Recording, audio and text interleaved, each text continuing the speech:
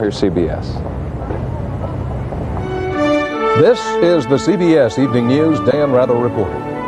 Good evening. High-stakes Pennsylvania primary tonight. Tonight could be the night for George Bush. He's likely to top the number of delegates needed for the Republican presidential nomination. Michael Dukakis is hoping his head-to-head contest against Jesse Jackson this evening will add to his victory string and bolster his being seen as the likely Democratic nominee. Dukakis is trying to do this without alienating Jackson's large and loyal following. CBS News chief political correspondent Bruce Morton begins our coverage of a key presidential campaign night. Jackson met today with State Department officials, congressmen, and some African ambassadors, and said afterward his campaign rivals should consider South Africa as much a terrorist as the hostage holders in the Middle East. We must define terrorism by one yardstick. We must, in fact, challenge Mr. Dukakis and Mr. Bush to include South Africa in its definition, and therefore make Southern Africa a part of national foreign policy debate. With weekend polls showing Michael Dukakis far ahead in Pennsylvania, Jackson seems sometimes to be campaigning more to set an agenda for his party than to win its nomination. Ed Gristar is a labor coordinator for Jackson in western Pennsylvania. We've already won because we're talking about the issues. We forced it to the front line of this campaign, the fact that people deserve jobs, the homeless deserve shelter. This is, I think, all a part of Jesse Jackson's transition from protest candidate to conscience of the party to real major league player at the very front of the line in Democratic national politics.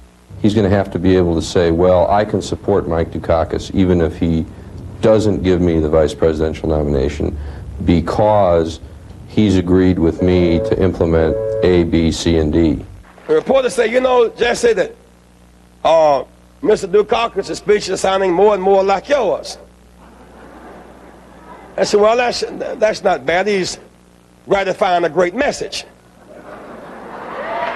But there is also a risk for Dukakis. Analysts say voters want a presidential candidate who voices his own ideas, not a package he swallowed whole from somebody else.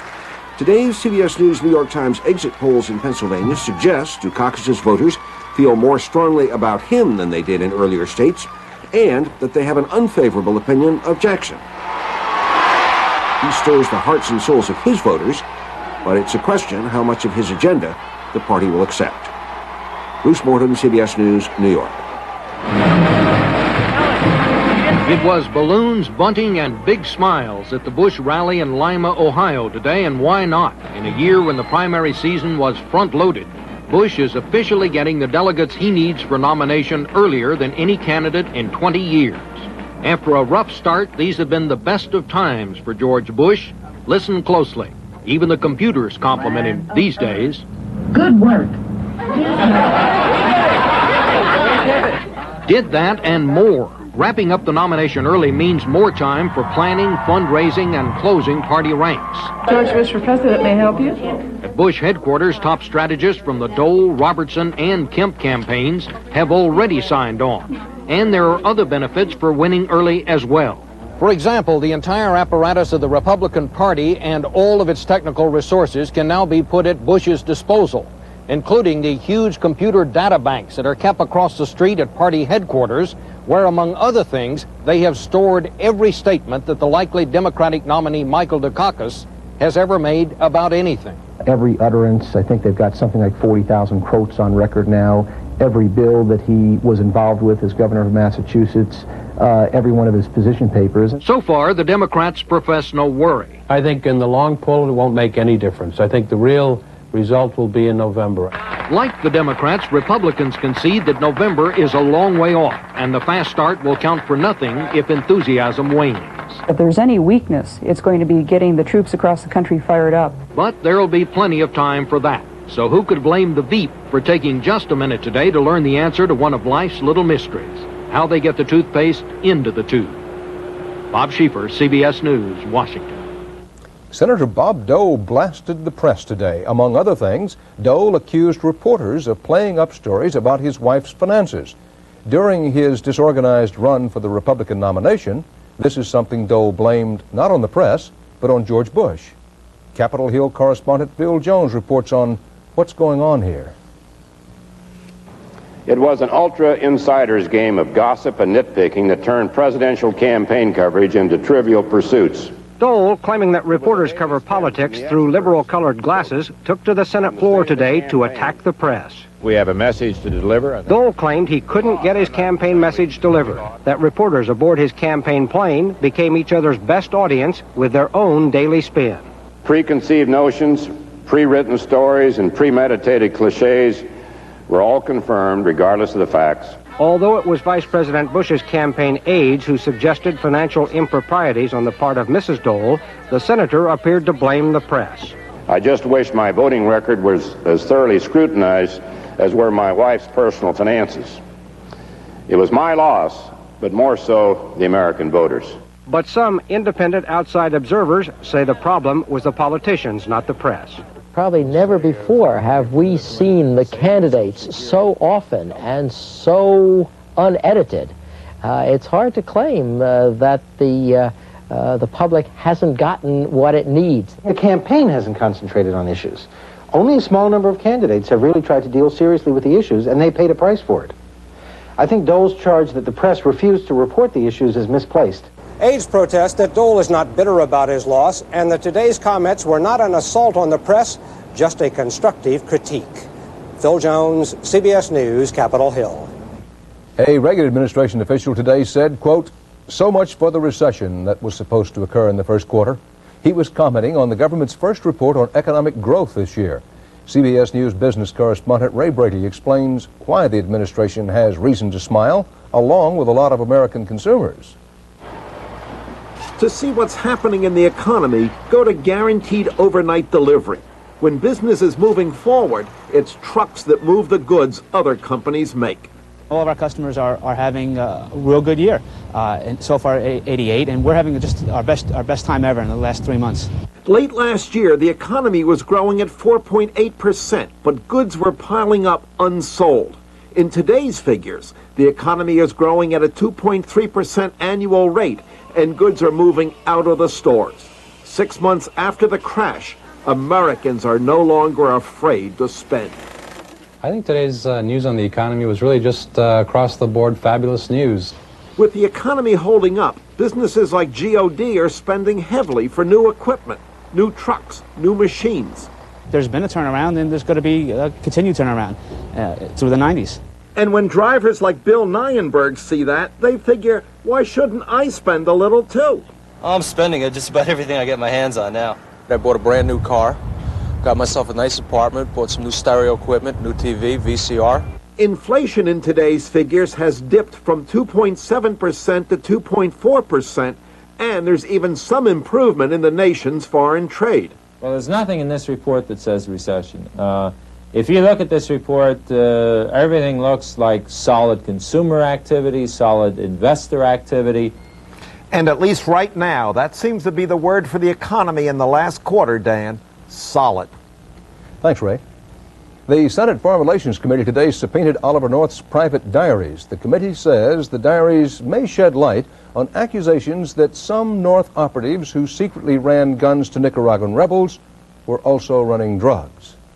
The U.S. Supreme Court heard arguments today on whether to throw out a law authorizing independent special prosecutors to investigate possible crimes in high government places. CBS News law correspondent Rita Braver reports on the constitutional issues at stake and the big-name prosecutions that could be on the line. Spectators lined up down the block. Senators hurried in, and a brigade of high-powered lawyers looked like an army on the march as the Supreme Court took up the constitutionality of the law requiring that independent counsels probe wrongdoing by high government officials. The court's decision could affect the conviction of former White House aide Michael Deaver and the indictments of Oliver North and others in the Iran-Contra affair. But today's case centered on former Assistant Attorney General Theodore Olson, under investigation for his role in the 1982 Environmental Protection Agency scandal by independent counsel Alexia Morrison. Olson's lawyer, Thomas Martin, argued that the law violates the constitutional doctrine of separation of powers because federal judges appoint independent counsels. This particular statute deprives government servants of the kinds of protections that are available to all other citizens, including a prosecutor who is appointed by the president and a judiciary that's totally independent of the prosecutorial process. But Morrison told the court the Constitution allows some appointments by the judiciary, and Watergate prosecutor Archibald Cox, whose firing by President Richard Nixon in the Saturday Night Massacre triggered passage of the law, says it's a check on presidential abuse. It is important that high officials in the government be taught to conform with the rule of law just like ordinary citizens. But the Reagan administration argues that Congress always had the power to impeach presidents who violate the law, and several former attorneys general say the independent counsel statute has not worked. It has been used really more for publicity purposes, for political purposes, for media appetite, if you will, rather than to achieve justice. Justice Anthony Kennedy did not participate. He didn't say why. So if the Supreme Court splits evenly, as some experts predict, the lower court decision will stand and the independent counsel law will be struck down. Rita Braver, CBS News at the Supreme Court. Still to come on the CBS Evening News. Bob Fall with a terrific piece about the argument that the way to beat drugs is to take away the profits. And Richard Roth on why Mick Jagger said it was fun to spend a week in White Plains.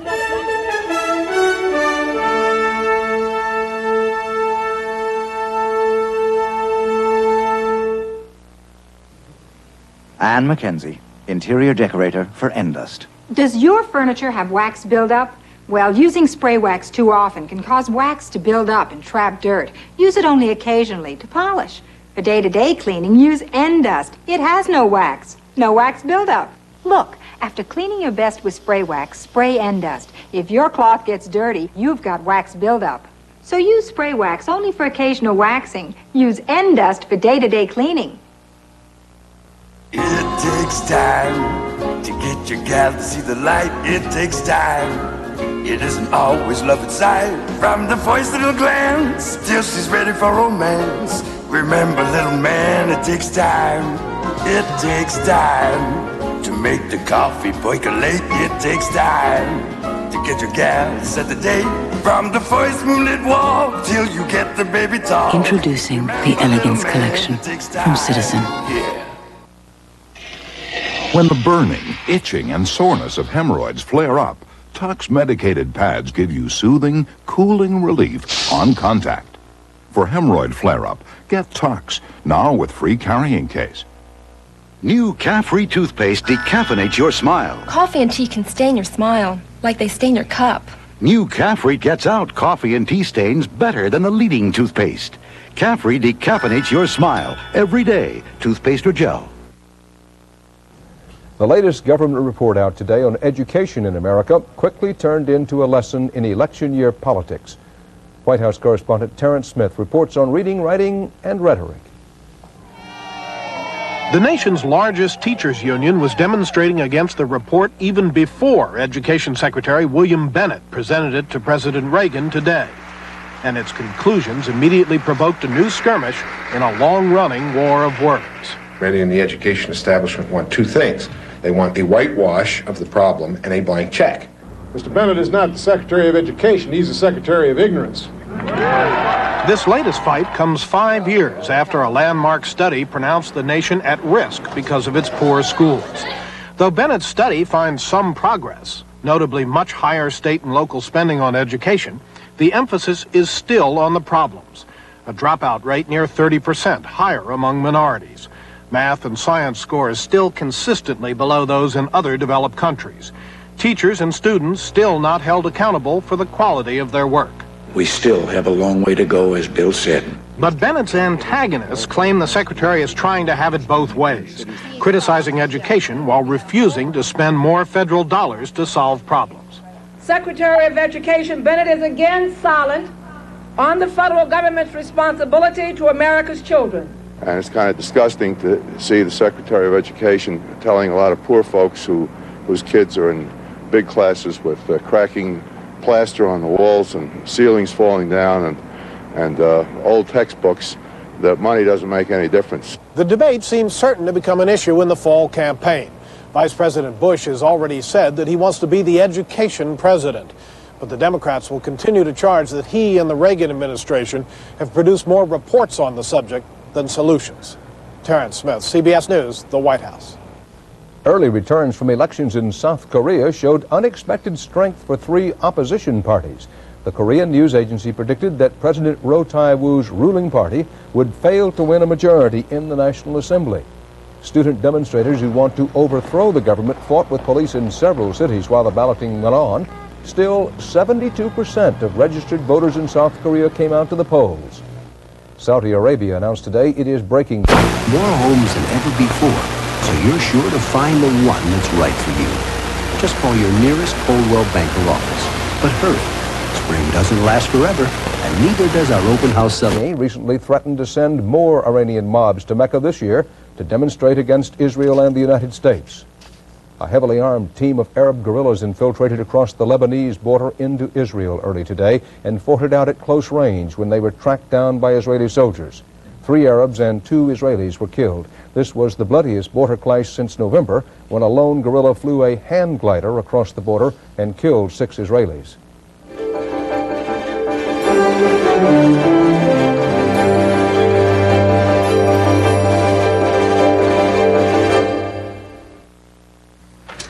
Got a guy here who wants to sell us a desktop publishing system? We already have one. Well, he says his is easy to learn. Not easier than ours. Claims that he can rig it to all our computers. We didn't have to rig ours. Says his makes great documents, fast. You mean like ours? He says his system makes sense for business. Not for ours. Personal publishing on the IBM Personal System 2. When it's time to sell your home, you want action. And that's what you get with the Century 21 Action Warranty.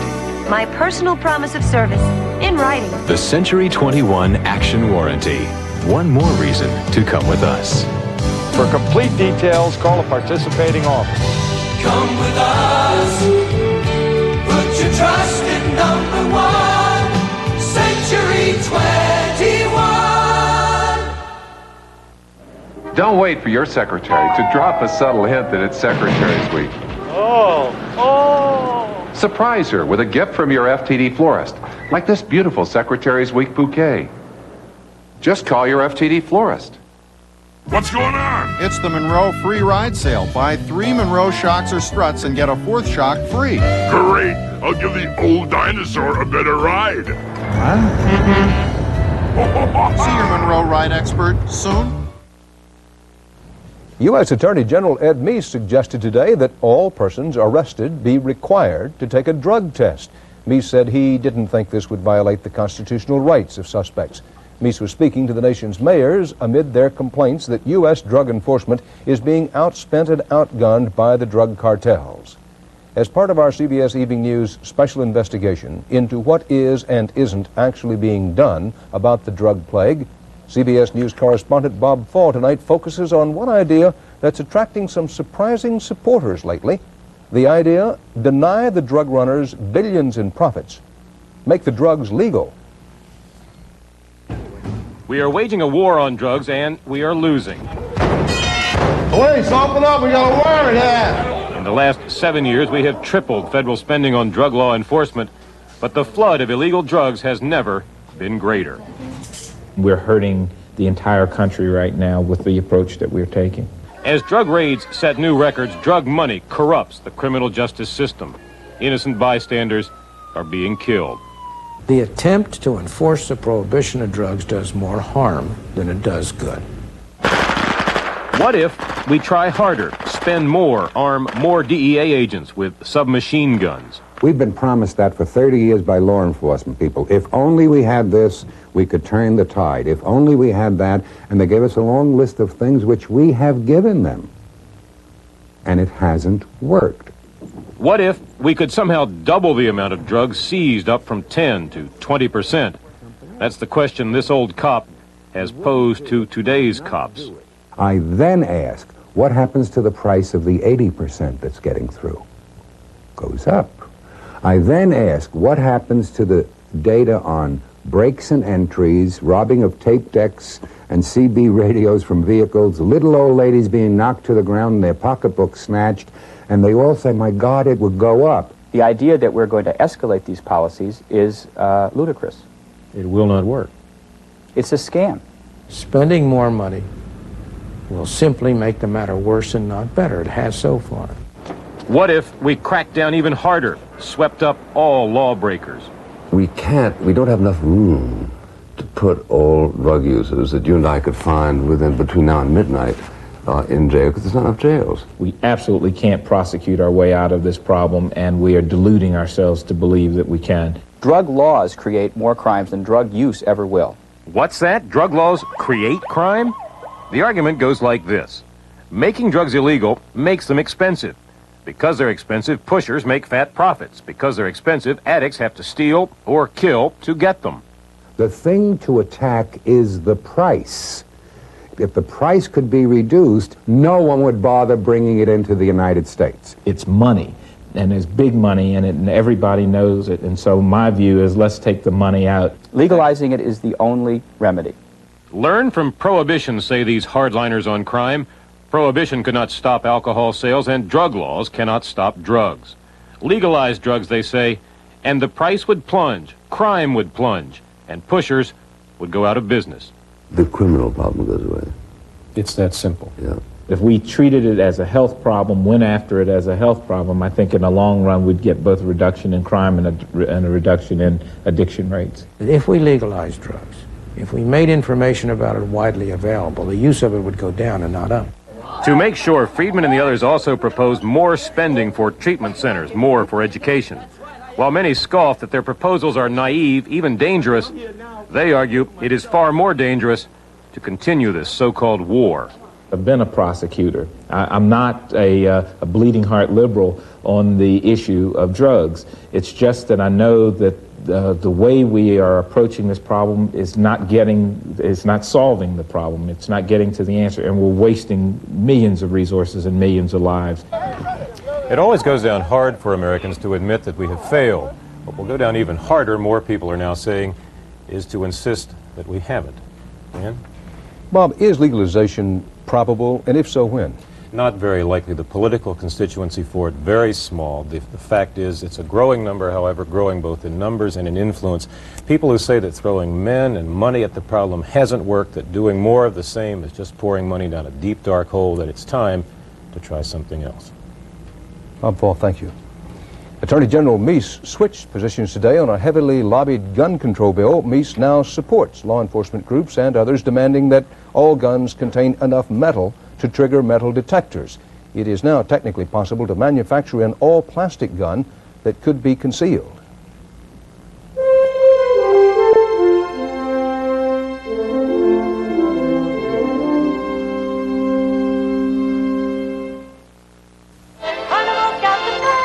You've been watching me for years now. Don't you think it's time you join me on a Carnival cruise? Come on!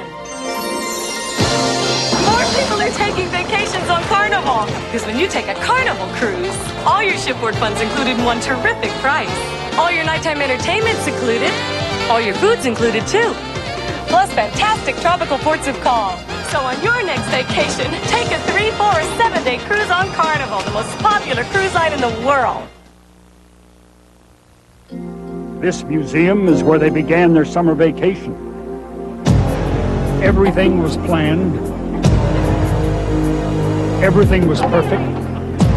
Everything except this. Hey! Hey, can we grab that guy? It could happen to you right here in the U.S. So don't carry cash. Carry American Express traveler's checks. Don't leave home without. When constipation plus hemorrhoids twist you in knots, try Haley's MO, the laxative made with Phillips milk of magnesia plus mineral oil, so it lubricates for easier relief. Haley's MO, the laxative for hemorrhoid sufferers. Scott Emerson once had a heart attack. Today, he had a son. Studies show Bayer aspirin helps reduce the risk of heart attacks. Ask your doctor about a regimen of exercise, the right foods, and Bayer, the wonder drug that works wonders. No one is calling it the trial of the century or anything near that, but it did attract a lot of interest in a crowded courtroom because it pitted a rock and roll legend against an unknown musician. The jury brought in its verdict today, and Richard Roth reports how it all turned out. It's all over now at the suburban New York court where Mick Jagger claimed his reputation was at stake and Jamaican-born songwriter Patrick Alley charged thievery in a trial not about sex or drugs, but only rock and roll.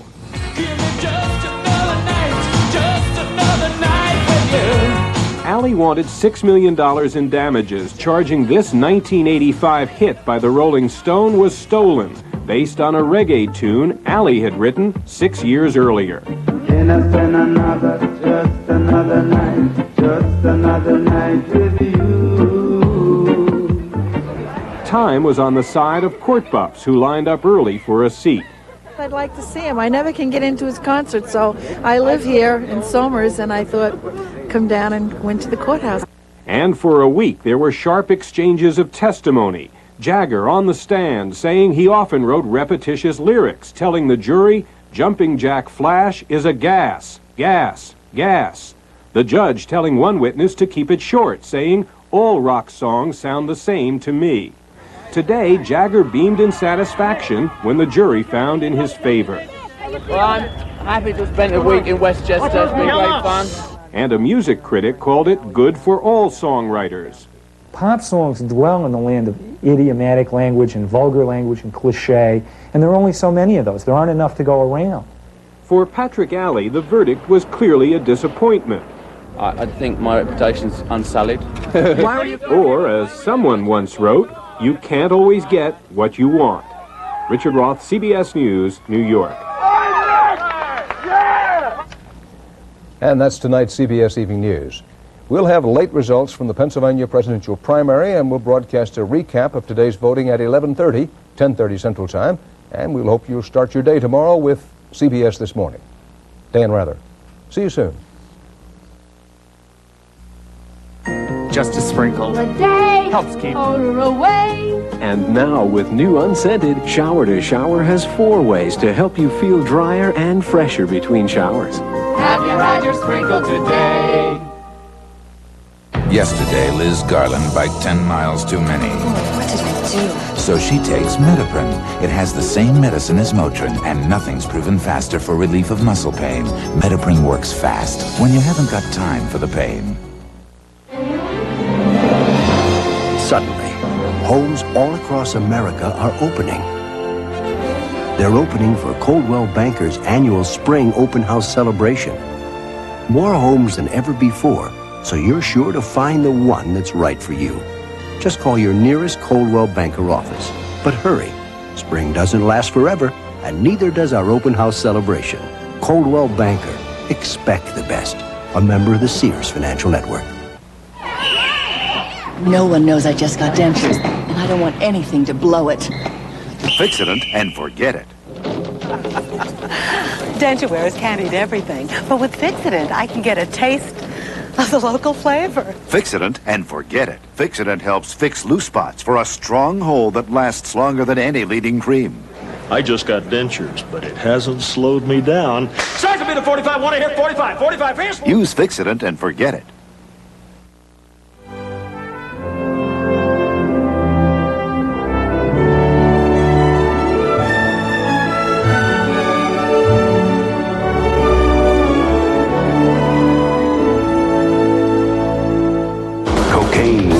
Watch from the front lines as America fights a deadly invader. You're under arrest, U.S. Drug Enforcement. 48 Hours, Thursday.